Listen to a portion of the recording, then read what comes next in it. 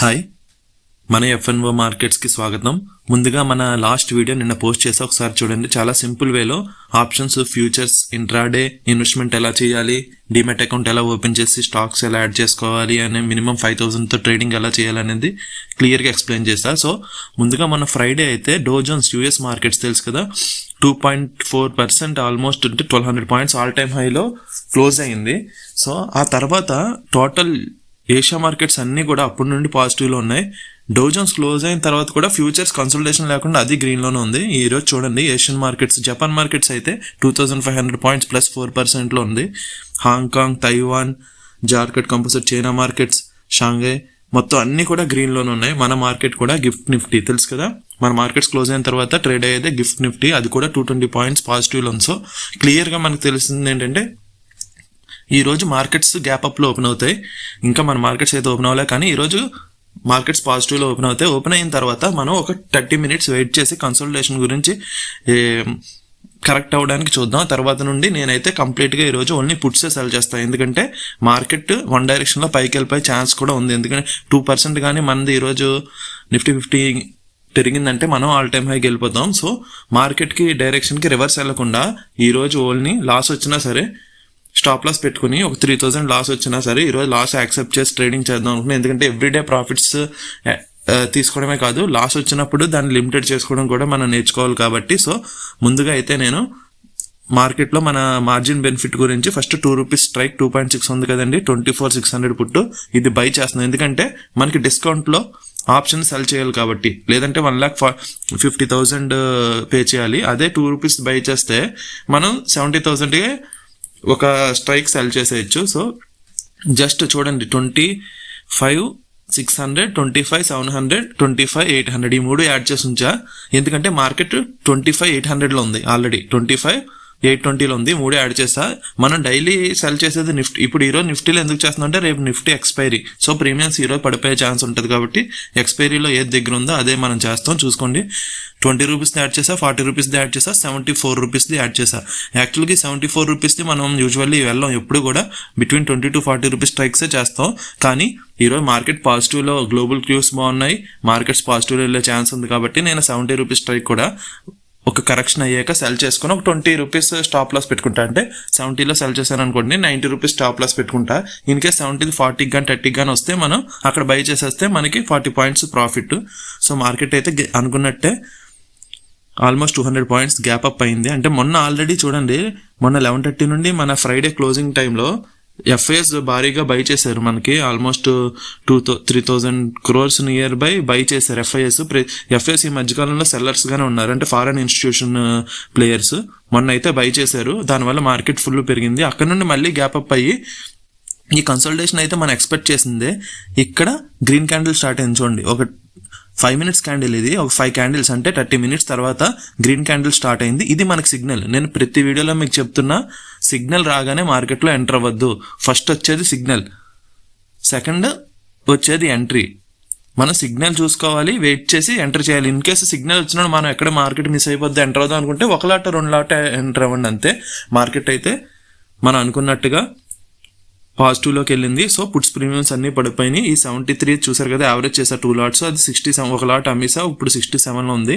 42 రూపీస్లో ఈ స్ట్రైక్ 25,700 ఉంది కదండి, అంటే ప్రెసెంట్ 25,800లో ట్రేడ్ అవుతుంది మార్కెట్. 25,700ది నేను 42లోంచి యావరేజ్ చేసుకుంటూ వచ్చా, ఇప్పుడు 34కి వచ్చింది. సో అన్ని ప్రీమియమ్స్ అయితే 6 to 7 రూపీస్ పడిపోయినాయి. మనం ఆల్రెడీ చాలా సింపుల్గా ఈజీగా ఈరోజు 4,000 ప్రాఫిట్ అయితే వచ్చింది. సో నేను ఇప్పుడు నుండి క్వాంటిటీస్ తగ్గించేసుకుందాం అనుకుంటున్నా. ఈరోజు 5,000 or 6,000 చూసుకొని మనకి కానీ వచ్చిందంటే ట్రేడింగ్ ఆపేస్తే. ఎందుకంటే మండే అండ్ ఫ్రైడే నా ప్రీవియస్ వీడియోస్లో కూడా చూసుకోండి, మార్కెట్స్లో గట్టి మూమెంట్స్ ఉంటాయి, మనం అనవసరంగా ఇరుక్కోకూడదు. సెకండ్ హాఫ్లో నిన్న ఫ్రైడే అయితే ఎఫ్ఐఎస్ భారీగా బై చేశారు, కానీ ఈరోజు బై చేస్తారా లేదా ప్రాఫిట్ బుకింగ్ చేసుకుని సెల్ చేస్తారా అనేది మనకు తెలీదు. సో రిస్క్ తీసుకోకుండా తక్కువగా క్వాంటిటీస్, ఇది చూడండి 42 నుండి నేను సెల్ చేసుకుంటూ వచ్చాక ఇప్పుడు 32 ఉంది, 25,700.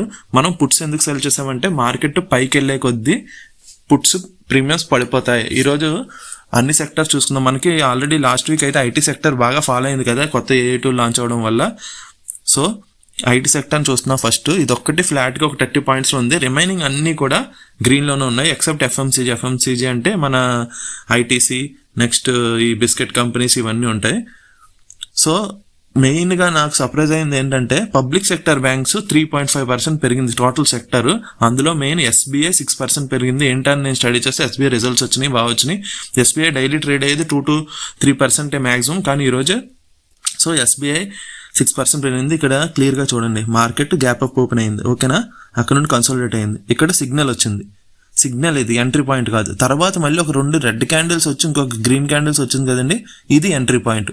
మీరు ఇక్కడ బ్లైండ్గా ఎన్ని క్వాంటిటీ ఉంటే అన్ని క్వాంటిటీ ఇక్కడ సెల్ చేసుకొని డేస్లో ఇక్కడ ఉంది కదా 25,800 ఫస్ట్ దానికి స్టాప్ లాస్ పెట్టుకోవచ్చు. సేమ్ నిన్న ఫ్రైడే కూడా అలాగే జరిగింది. మార్కెట్ ఫాలో అయింది, సిగ్నల్ వచ్చింది, సెకండ్ది ఎంట్రీ. సిగ్నల్ వచ్చిన తర్వాత ఇక్కడ మళ్ళీ ఫాలో ఇక్కడ ఎంట్రీ. ఇక్కడ ఎంట్రీ ఇచ్చినప్పుడు మనం కింద ఈ డేస్లోది అంటే 25,400లో స్టాప్ లాస్ పెట్టుకుంటాం. సో మనం అనుకున్నట్టుగా ఓపెనింగ్ క్యాండిల్లో మోర్ దాన్ 50% వరకు మార్కెట్ వెళ్ళిపోయింది కదా పైకి. సో ప్రీమియమ్స్ అన్ని పుట్ సైడ్ పడిపోయినాయి. ఇంకా నేను వెయిట్ చేయకుండా ఫస్ట్ ఈ జోన్లో అయితే ప్రాఫిట్స్ బుక్ చేసుకుంటాను. ఎందుకంటే మళ్ళీ ఇంత పెరిగాక మార్కెట్ మళ్ళీ ఇంకొక 50 పాయింట్స్ కింద ఫాలో అయింది అనుకోండి, అనవసరంగా మన ప్రాఫిట్ పోతుంది. సో ఫస్ట్ అయితే తీసుకొని వచ్చేస్తున్నా, మొత్తం అన్నీ స్క్వేర్ ఆఫ్ చేసుకుని బయటకు వచ్చేస్తున్నా. మళ్ళీ మార్కెట్ ఒక 30 పాయింట్స్ 40 పాయింట్స్ కింద పడి మళ్ళీ ఒక గ్రీన్ క్యాండిల్ ఫామ్ అవగానే మళ్ళీ నేను పుట్స్ సేమ్ ఇవే పుట్స్, కొత్తవి ఏమి యాడ్ చేయను. ఇప్పుడైతే నేను 15 రూపీస్ స్ట్రైక్సే చేస్తున్నాను, ఎందుకంటే ఆల్రెడీ 70ది దాంట్లో ప్రాఫిట్ బుక్ చేసుకున్నాం, 40ది బుక్ చేసుకున్నాం. ఇప్పుడు 15 చేయడం వల్ల ప్లస్ ఏంటంటే సడన్ గా మార్కెట్ ఒక 60-70 పాయింట్స్ కింద పడినా 15 మహా అయితే 20కి వెళ్తుంది, లాస్ట్ మినిమం ఉంటుంది. అదే ఇప్పుడు 40 రూపీస్ది 70 రూపీస్ చేసాం అనుకోండి, సడన్ గా మార్కెట్ ఫాల్ అయితే వచ్చిన ప్రాఫిట్ మనకు పోద్ది. అందుకని ఇప్పుడు పార్షియల్ అమౌంట్స్లో మనం ప్రాఫిట్ని బుక్ చేసుకోవాలి. సో మొన్న ఫ్రైడే వీడియో కూడా చూడండి, క్లియర్గా ఎక్స్ప్లెయిన్ చేశా ఈవెంట్ డే ఆర్బీఐది.